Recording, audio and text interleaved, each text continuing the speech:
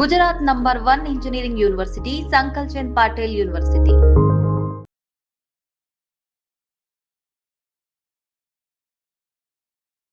I dream ప్రేక్షకులకు స్వాగతం. ఇప్పుడు మనతో పాటు స్టూడియోలో ఉన్న guest young person, young director, but sensational.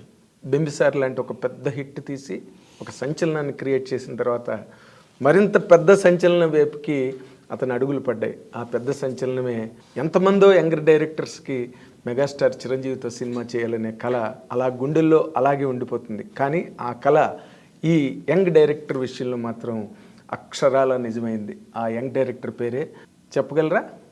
నేనే చెప్తా, వశిష్ఠ. బట్ పేరు వశిష్ఠ, డైరెక్టర్గా అతను విశిష్ట. ఎందుకంటే అంత మంచి సినిమా తీశాడు, సినిమా ఇండస్ట్రీకి ఒక డైరెక్షన్ ఇచ్చాడు. తను ఏం చేయగలడో ఒక్క సినిమాతో సినిమా ప్రపంచాన్ని అంతటికీ చాటి చెప్పాడు. ఇప్పుడు ఆ డైరెక్టర్తోనే మన తాలూకు ఇంటర్వ్యూ. సంక్రాంతి సందర్భంగా చేస్తున్న ఇంటర్వ్యూకి మిమ్మల్ని అందరినీ ఆహ్వానం పలుకుతున్నాం. నేను మీ Nagendra Kumar. This is my personal program editor's cut. Welcome Vasishta garu, welcome. Thank you అండి. చాలా అంటే మిమ్మల్ని చూస్తే ఏమనిపిస్తుందంటే, సినిమా ఇండస్ట్రీలో చాలామందికి మెగాస్టార్ చిరంజీవి గారితో సినిమా చేయాలని, ఆయనతో కలిసి వర్క్ చేయాలని, ఒక డైరెక్టర్ కావచ్చు, ఒక మ్యూజిక్ డైరెక్టర్ కావచ్చు, ఒక డ్యాన్స్ డైరెక్టర్ కావచ్చు, ఒక హీరోయిన్ కావచ్చు. ఎప్పుడో రాశాను నేను గతంలో ఆయన మీద, దాదాపు 25 ఏళ్ల క్రితం. అందరి గమ్యం చిరంజీవి గారని. అలాంటి గమ్యాన్ని మీరు 2 చేతులతో పట్టుకున్నారు. How is your feeling about it? అంటే అది వి కాంట్ ఎక్స్ప్రెస్. అసలు ఊహించలేదు, అలా జరిగిపోయింది అంతే. అది అంతేనా? అంటే మిరాకిల్స్ అనేవి చెప్పి జరగవండి, జరిగిపోయిన తర్వాత తెలుస్తుంది మిరాకిల్ అని. మిరాకిల్ అని అలాగా. అంటే మాలాంటి జర్నలిస్టులు చెప్తాం మిరాకిల్ లేదని. మీకు అప్పటికీ మిరాకిల్ అని తెలియదు, జరిగిపోయింది అలాగే. అసలు మీరు ఆ దాంట్లోనే ఉంటారు, ఆ క్లౌడ్లోనే. నేను ఒక ఇంటర్వ్యూలో ఎప్పుడో చెప్పాను అనమాట, లైక్ బింబిసార్ ఇంటర్వ్యూ జరుగుతున్నప్పుడు ర్యాపిడ్ ఫైర్ క్వశ్చన్స్ అడుగుతారు కదా. అవును. అడిగితే చిరంజీవి గారితో చేస్తే ఎలాంటి సినిమా చేస్తారు అంటే ఫ్యాంటసీ సినిమా అన్నాను. ఓ, అప్పుడే అది నిజమైంది. అది నిజమైంది. మళ్ళీ అదొక ఇమీడియట్గా ఇంత త్వరగా వస్తుందని ఎక్స్పెక్ట్ చేయలేదు. ఓకే. అంటే మీ వైపు నుంచి ఏ ప్రయత్నం దాని పట్ల జరిగిందా? అసలు అది ఎలాగే సార్ చిరంజీవి గారిని రీచ్ అవ్వాలంటే చాలా ఉంటుంది సార్. అంటే ఒక ఫస్ట్ టైం డైరెక్టర్కి ఆ సినిమా తర్వాత కథ రాసుకుని ఆయన దగ్గరికి వెళ్ళాలి అంటే డెఫినెట్ గోల్ ఉంటుంది. బట్ నాకేంటంటే లక్కీలీ ఈ సినిమా అయిపోయిన తర్వాత నాకు యూవీ క్రియేషన్స్ విక్రమ్ ద్వారా పరిచయం అయింది. మళ్ళీ చిరంజీవి గారిని కలిసే అవకాశం దొరికింది నాకు. ఓకే. చిరంజీవి గారిని కలిసి అండ్ చరణ్ కలిసాను నేను. చరణ్ గారు చెప్పిన తర్వాత చిరంజీవి గారికి కథ చెప్పింది. అలా అది ప్రాజెక్ట్ మెటీరియలైజ్ అయింది. ఓహో. యూవీ క్రియేషన్స్ విక్రమ్ నుంచి రామ్ చరణ్ గారి దగ్గర నుంచి చిరంజీవి గారు. ఓహో, తక్కువే జర్నీ కదా. అంటే బట్ ఆయన సులభ సాధ్యులు చిరంజీవి గారు. ఎవరికైనా అంత రిస్ట్రిక్షన్స్ గట్ట, పైగా కథా రచయితలు అంటే మరీ ఆయన చాలా గౌరవిస్తారు. అవును. మీరు అది ఎంజాయ్ చేశారా ఆయన దగ్గర? చాలా బాగా అండి. అంటే బయట నుంచి చూసినప్పుడు ఎలా ఉంటుందంటే, అమ్మో చిరంజీవి గారా రకరకాలుగా వినపడుతుంది. లోపలికి వెళ్ళిన తర్వాత ఆయన నిజంగా ఎంత కంఫర్ట్ ఇస్తారంటే, ఒక చిన్నపిల్లలు అయిపోయి జాగ్రత్తగా వింటారు, అసలు ఎక్కడ డిస్టర్బెన్స్ ఉండదు, నీట్గా విని అమ్మ ఇది బాగుంది, ఇది ఇలా ఉంది అని చెప్పేస్తారు ఆయన. అందులో పెద్ద కన్ఫ్యూజ్ చేయడం కానీ అలాంటిది ఏమి ఉండదు. అంటే ఆయన నాకు ఫస్ట్ టైం వెళ్ళినప్పుడు ఒకటే మాట చెప్పారండి, అమ్మ కథ చెప్పడానికి వచ్చావు, నువ్వు చెప్తున్నది ఒక మెగాస్టార్ చిరంజీవి గారికి అనే విషయం మర్చిపో, నువ్వు హిట్ సినిమా తీసిన డైరెక్టర్ అనే విషయం మర్చిపోయి ఒక ఆడియన్గా ఒక ఫ్రెండ్లీగా ఒక ఫ్రెండ్కి ఎలా కథ చెప్తావు అలా చెప్పు, ఫ్రీగా ఉండు అని నాకు అనిపించింది. నేను చెప్తాను, ఇన్సిడెంట్గా అనిపిస్తాయి కదా, అలా నేను చెప్తాను. నచ్చితే ఇంప్లిమెంట్ చేయి, లేదు అంటే ఎందుకు నచ్చదు నాకు చెప్పే. సో అండ్ కాల్ నీదే లాస్ట్లో. ఓకే. ఆ ఫ్రీడమ్ ఇచ్చారండి నాకు. అవునా? దానివల్ల ఆయనతో నాకు ఇంటరాక్షన్ కూడా చాలా బాగా కుదిరేది.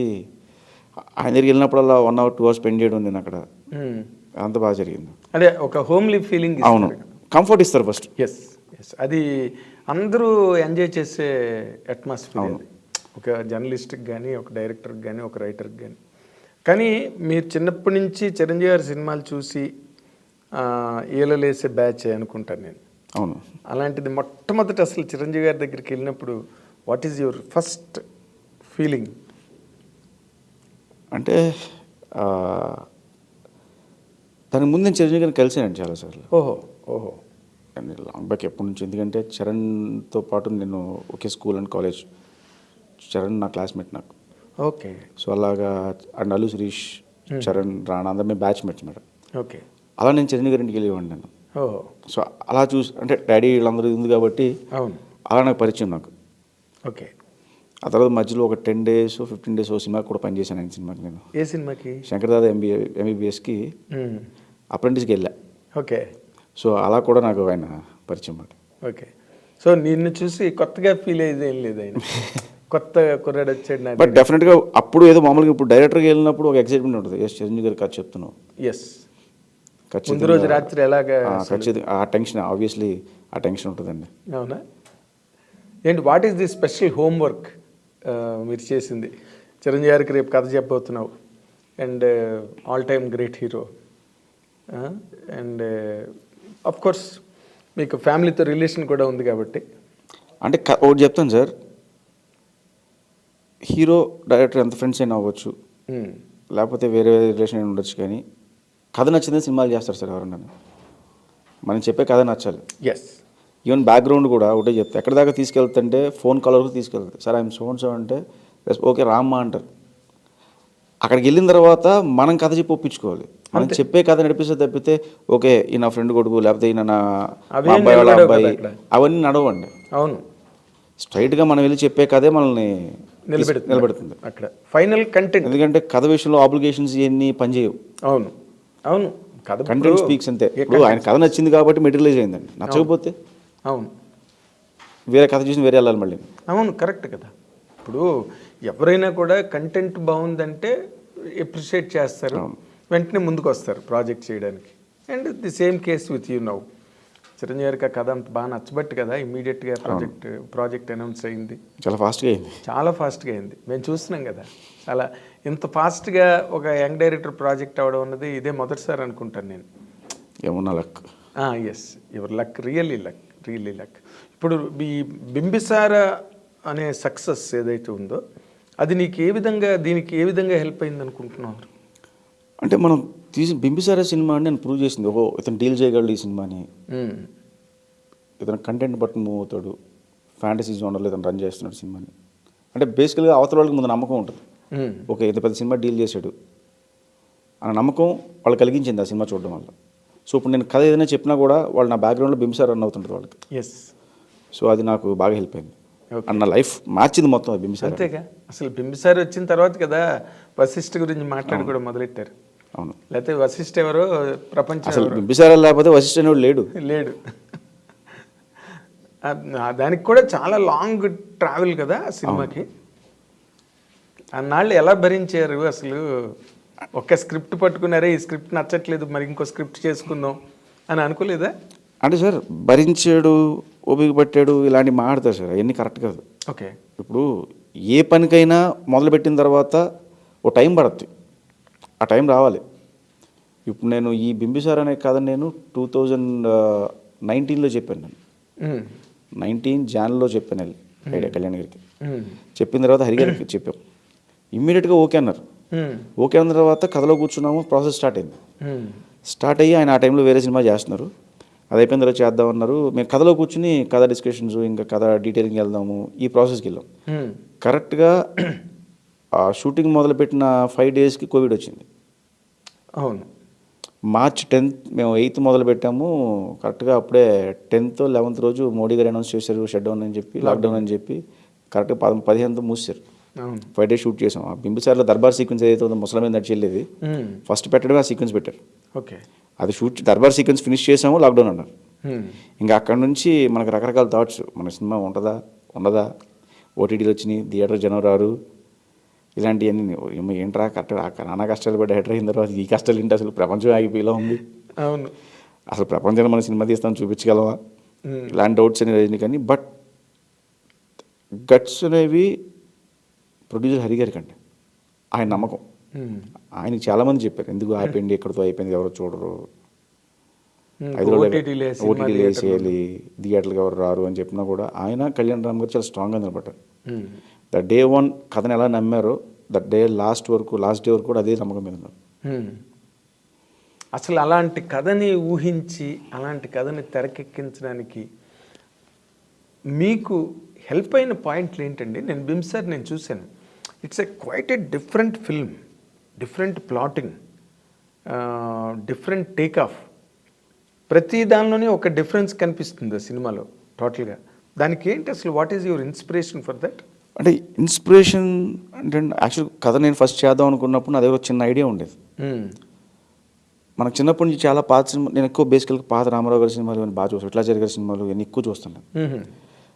మ్యాజికల్ మిర్రర్, మాయాదర్పణం అంటాం కదా. అవును, మాయాదర్పణం దానికి చాలా అట్లు చూశాను, నేను విన్నాను. Okay, what if magical mirror నుంచి ఇటు నుంచి అటు వచ్చేస్తే ఎలా ఉంటుందని ఒక ఐడియా. అది అలా జనరేట్ అయిన ఐడియా.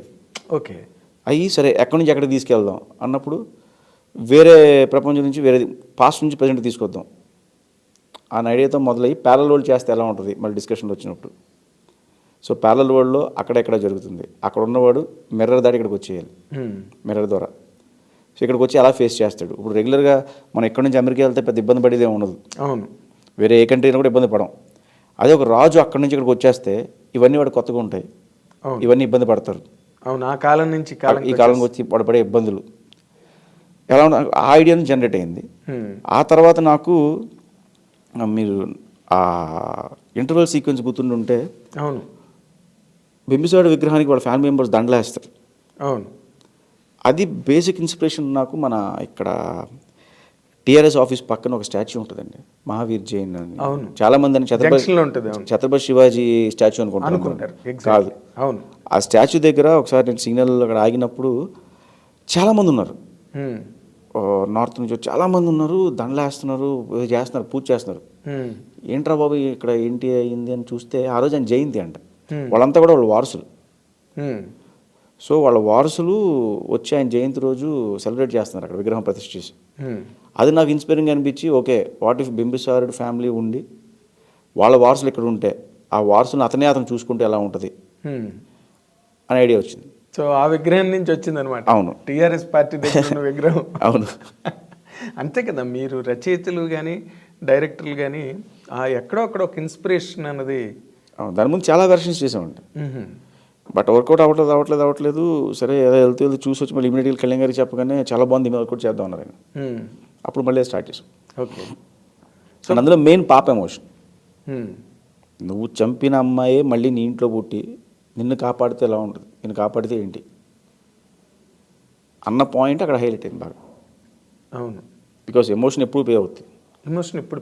అవును, పైగా అది బాగా పండింది కూడా. అవును, ఎందుకంటే అంత బ్రూటల్గా ఒక అమ్మాయిని చంపేసినాడు, వీడిని కాపాడింది అదే అమ్మాయి. మళ్ళీ ఫైనల్గా మళ్ళీ అదే అమ్మాయి వాయింట్లోనే పుట్టింది. అదే అక్కడ కనెక్ట్ అయిన పాయింట్ అదే. వీడు అంత క్రూరంగా చంపిన అమ్మాయి మళ్ళీ ఇంట్లో పుట్టి వీడినే కాపాడే ఆ పే ఆఫ్ అది వండర్ఫుల్గా వర్కౌట్ అయింది సినిమాలో 100%. ఆ సినిమా తర్వాత అసలు మీ యాక్టివిటీ సినిమా ఇండస్ట్రీలో Bimbisara was much talked about, much discussed about, much celebrated. ఒక హిట్టే కదా కావాల్సింది ఇండస్ట్రీకి. ఆ తర్వాత అసలు మీ జీవితం ఎలా మారిందండి? డిఫరెన్స్ ఏం లేదండి, బట్ రిసీవింగ్ మారింది. మీరు వచ్చినప్పుడు మిమ్మల్ని పలకరించే విధానం డెఫినెట్గా రిసీవింగ్ మారుతుంది.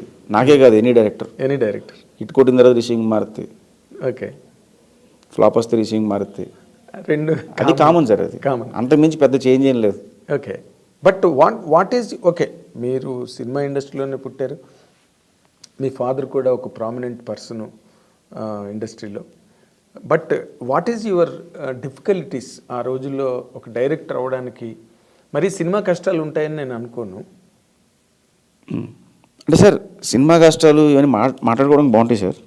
ఫ్రాంక్గా చెప్పేది ఏంటంటే, ఇందాక మీతో చెప్పినట్టు మనం కథ రాసుకున్న తర్వాత మా ఫాదర్ ఎంతవరకు హెల్ప్ అవుతారంటే, నేను పలానా వాళ్ళు కథ చెప్దాం అనుకుంటే కొంచెం రికమెండ్ చేస్తారా అంటే ఆయన ఫోన్ చేసి చెప్పగలరు.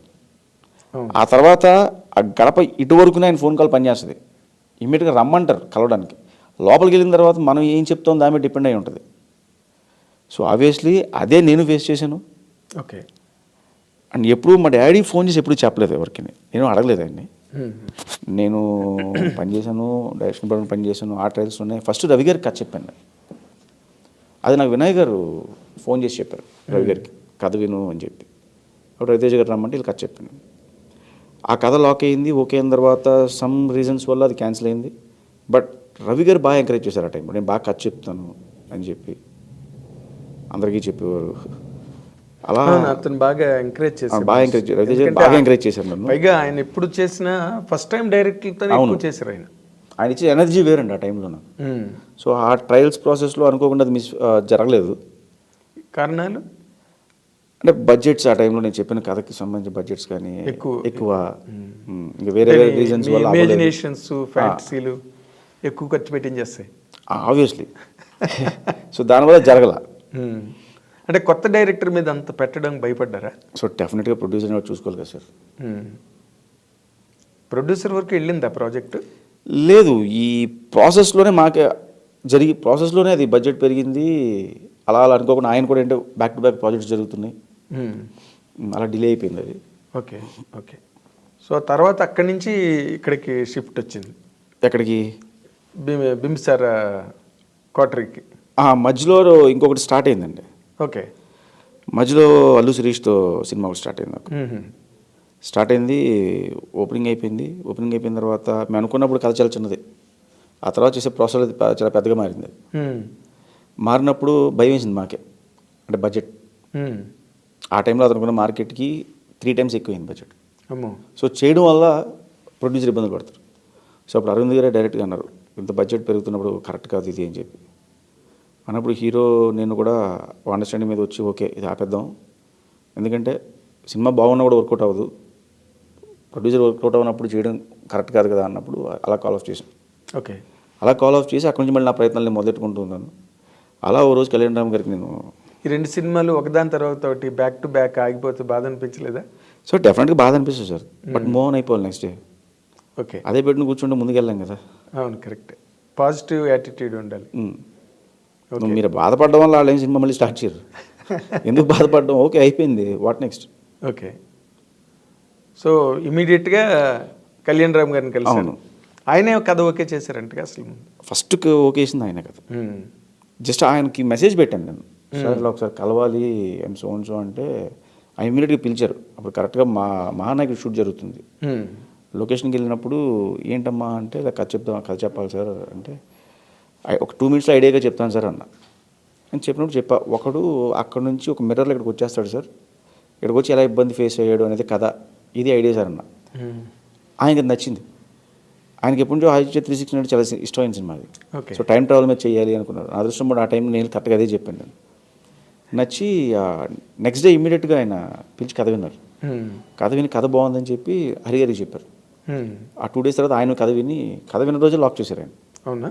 ఓకే. ఇంకా అక్కడ నుంచి జర్నీ స్టార్ట్ అయింది. ఈ కోవిడ్లు అవి ఇవి, బట్ కోవిడ్ని కూడా మేము వాడుకున్నాం యాక్చువల్గా. ఎలా? సీజీలకు టైం దొరికేది. ఓకే. బట్ 5 రోజులు ఎంత కదా కోవిడ్ ముందు మీరు చేసిందంటే, కానీ డిస్కషన్స్కి ఓకే బ్రేక్ డౌన్స్కి ఈ టైం అంతా పని అయ్యేది. అదే ఎక్కువ టైం స్పేర్ చేయగలిగారు. అవును, దాని మీద డిస్కషన్స్ వాటికి ఎక్కువ టైం కావాల్సినంత టైం దొరికింది మీకు. అవును. లాక్డౌన్. సో లాక్డౌన్ హెల్ప్ అయింది మీకు, బాగా కలిసి వచ్చింది నాకు. Very nice, very nice. So ఆ తర్వాత బింబిసార తర్వాత చిరంజీవి గారి దగ్గరికి వెళ్ళి మధ్య రోజుల్లో what are your trial and errors? వెంటనే చిరంజీవి గారి దగ్గరికి వెళ్ళిపోవడం జరిగిందా? ఎందుకంటే ఆయనకి అప్పటికి కళ్యాణ్ కృష్ణ గారి ప్రాజెక్ట్ అవును ఉండే. దానికి ముందు బింబిసార తర్వాత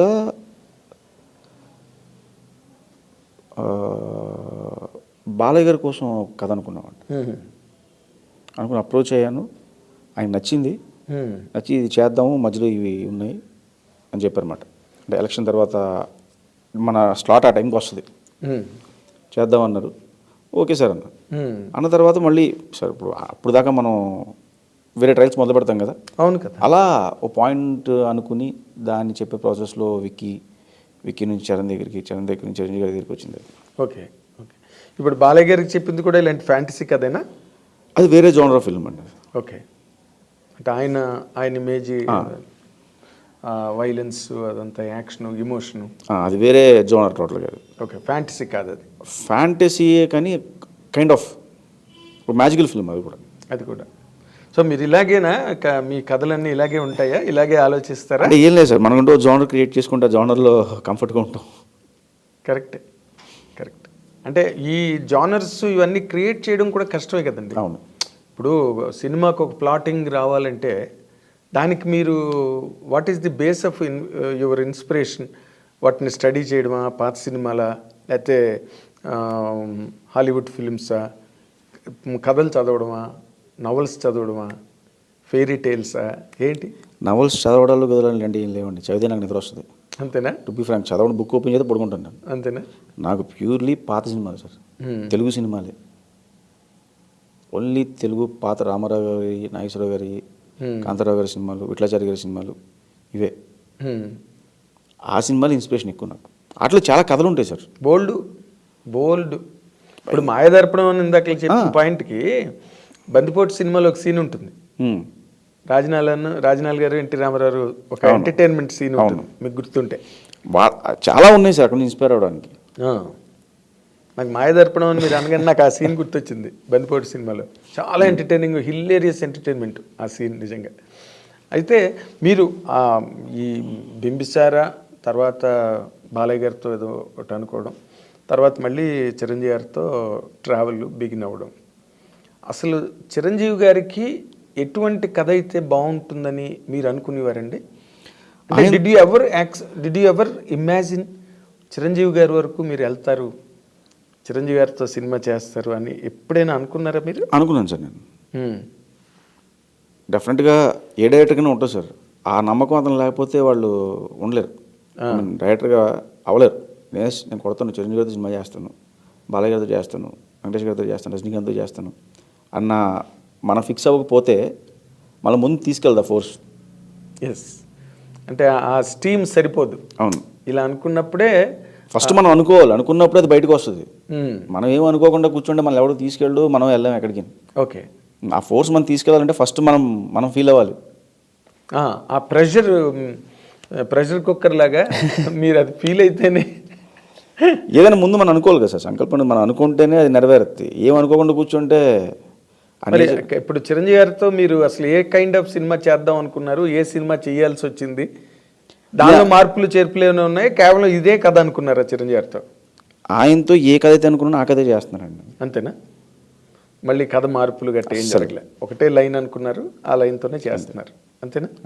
అసలు ఈ సినిమాలో చిరంజీవి గారిని మీరు ఏ విధంగా చూపించబోతున్నారు అన్న దాని మీద ఇప్పుడు ప్రజెంట్ ఉత్కంఠ అంతా మొత్తం అల్లుకుని ఉంది, దాని చుట్టూరా ఆవరించింది. మీరు ఏ రకంగా ప్రజెంట్ చేస్తున్నారండి అని అడిగితే ఆ ప్రశ్నకి మీ సమాధానం ఏంటి? ఫ్యాన్స్ అందరూ హ్యాపీగా ఫీల్ అయ్యేలా ఆయన ప్రజెంట్ చేస్తాను సార్, అంతే ఆన్సర్. అంతేనా? అంతే, ఫ్యాన్స్ అందరూ హ్యాపీగా ఫీల్ అవుతారు. ఫ్యాంటసీ అనగానే ఇప్పుడు చిరంజీవి గారితో ఎటువంటి ఫ్యాంటసీ, ఒకటి ఆల్రెడీ ఆయన చేసిన ఫ్యాంటసీ ఒకటి ఉంది, జగదేక వీరుడు అతిలోక సుందరి. సో ఆ లైన్స్లో ఉంటుందా అనే ఒక జనరల్ చాలా డిస్కషన్స్ వచ్చినాయి సార్. జగదేక వీరుడు అతిలోక సుందరికి ఇది సీక్వెల్ అని, ప్రీక్వెల్ అని వచ్చింది. బట్ ఇది ప్రీక్వెల్ సీక్వెల్ ఏది కాదు, ఇట్స్ ఎ ఫ్యాంటసీ ఫిల్మ్ అంతే. ఎందుకు మిమ్మల్ని అడుగుతున్నానంటే ఈ పాయింట్లు, మీరు చిరంజీవి గారితో సినిమా స్టార్ట్ చేసిన తర్వాత ఇదే ఫస్ట్ ఇంటర్వ్యూ అనుకుంటున్నాను నేను. అవును, ఇదే first interview. Yes, thank you for that and iDream should thank you for that. అయితే ఈ సినిమాకి సంబంధించి అశ్విని దత్ గారు కూడా ఒక నోటీస్ లాంటిది ఇవ్వడం. అవును, జగదేకుడు అతిలోక సుందరిలో ఏ పార్ట్ వాడడానికి వీల్లేదు అని చెప్పి ఆయన ఒకటి ఇచ్చారు. అవును, అసలు ఆ మూమెంట్ని మీరు ఎట్లాగా ఫీల్ అయ్యారు, ఫేస్ చేశారండి? అంటే సార్ వాళ్ళు ఎందుకు ఇచ్చారో నాకు తెలీదు. బయట ఏమైందంటే ఇప్పుడు చిరంజీవి గారితో ఫ్యాంటసీ సినిమా అనగానే అందరూ జగదేక వీరుడు అతిలోక సుందరి కనెక్ట్ చేస్తారు. అవును, బాలయ్య గారితో ఫ్యాంటసీ అనగానే భైరవదీపం కనెక్ట్ చేస్తారు. భైరవదీపం, ఆదిత్య 369 డెఫినెట్గా. ఎందుకంటే వాళ్ళు చేసిన బ్యాక్ సినిమాల్ని గుర్తు చేసి ఇలా ఉండబోతుంది అని చెప్పి, ఇలాంటి ట్రై చేస్తున్నారని చెప్పి, ఇలా ఉంటుందా అని చెప్పి రకరకాల క్వశ్చన్స్ మీడియా సైడ్ నుంచి రేజ్ అవుతాయి. ఓ టైంకి వెళ్ళేలాగా ఏమవుతుంటే అదే నిజమేమో అని నమ్మేంత రేంజ్ తీసుకెళ్తాయి మీడియా. అవును, అలా జరిగింది తప్పితే దీనికి ఒక పేరు కూడా పెట్టారు, ముల్లోకి వీరుడు ఒక టైటిల్ కూడా పెట్టి అది కూడా రన్ చేశారు కొన్ని రోజులు. ఓకే, వెబ్సైట్స్ క్యారీ చేసినాయి, న్యూస్ ఛానల్స్లో వచ్చినాయి, ఆర్టికల్స్ వచ్చాయి. నాకు కూడా తెలియదు టైటిల్ అప్పుడు. మీరు కూడా అనుకోలేదు ఇంకా? లేదు.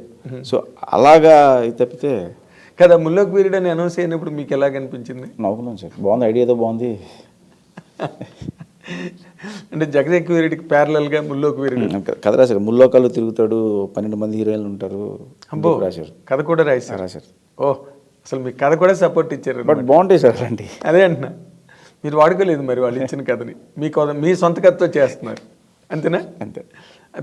ఇప్పుడు నార్మల్గా ఎవరికైనా ఒక యంగ్ డైరెక్టరు మీలాంటి వాళ్ళు అంత మేజర్ మెగాస్టార్తో సినిమా చేసేటప్పుడు 100% అసలు ఇతను ఎలా చేస్తాడు ఈ ప్రాజెక్టు, అతనితో ఆయన మీద హై ఎక్స్పెక్టేషన్స్ ఉంటాయి. పైగా ఆయనకున్న రీచ్ వల్ల ఎక్కువ డౌట్లు వస్తాయి జనరల్గా, ఇతను ఎలా చేస్తాడు. ఎక్స్పెక్టేషన్స్ అన్నా కానీ రెస్పాన్సిబిలిటీ ఎక్కువ ఉంటుంది సార్. ఎందుకంటే అంత పెద్ద స్టార్ 1 ఫిల్మ్ చేసిన డైరెక్టర్ని నమ్మి కథ ఇచ్చారు, ఓకే చెప్పారు అంటే అది మనకి చాలా రెస్పాన్సిబిలిటీ పెంచుద్ది. అవును. At the same time pressure కూడా ఉంటుంది. ఎందుకంటే ఈయన నమ్మినప్పుడు ఈయన ఎలా చూపించాలి, సో ఏ వేలో వెళ్ళాలి, ఇలాంటి రకరకాల డౌట్స్ ఉంటాయి. సో అవన్నీ క్లియర్ చేసుకుంటూ వెళ్ళడానికి నాకు చిరంజీవి గారు బాగా సపోర్ట్ చేశారు. Okay okay. ఆయన నాకు ఫ్రీడమ్ ఇచ్చారు యాక్చువల్లీ.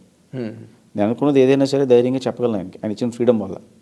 సార్ నేను అనుకుంటున్నాను ఇలా వెళ్దామా అని చెప్పి, ఆయన నచ్చితే ఇమీడియట్గా గో హెడ్ అంటారు, లేదంటే ఆలోచించి ఒకసారి అంటారు, అంతే.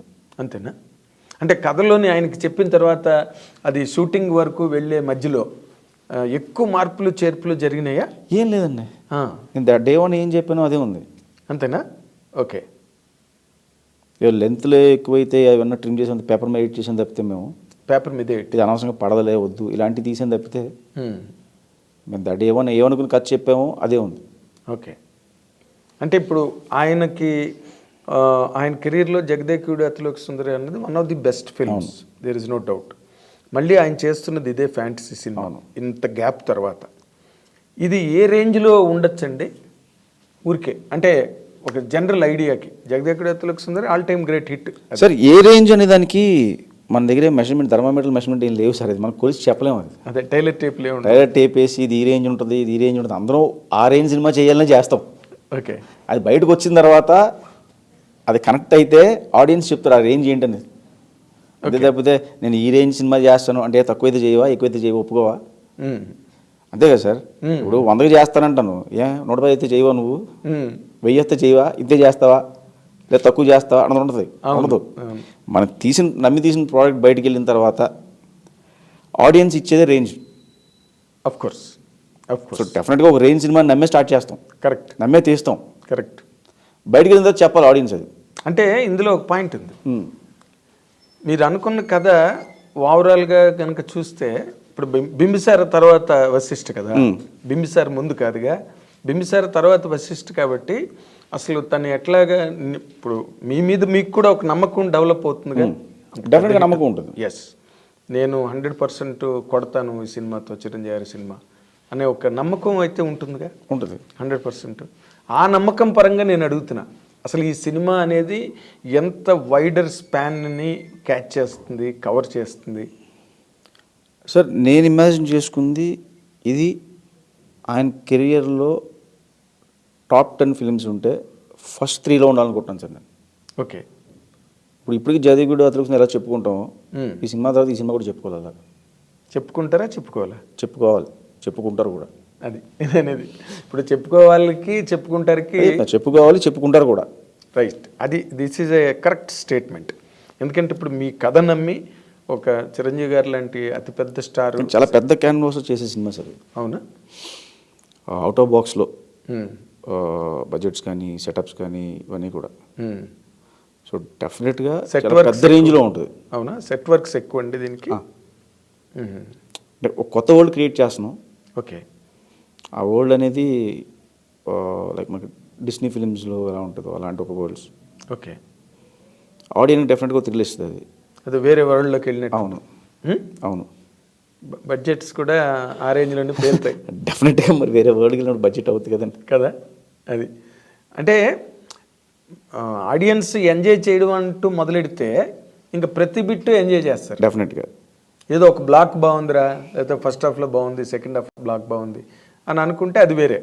బట్ ఎవ్రీ బిట్ ఎప్పుడైతే ఎంజాయబుల్గా ఉంటుందో టేక్ ఆఫ్ దగ్గర నుంచి, కథపరంగా చెప్పాలి అంటే, కథపరంగా మాట్లాడుకోవాలంటే మీ కథను మీరు ఏం చెప్తారు సార్ ఆ కథ గురించి?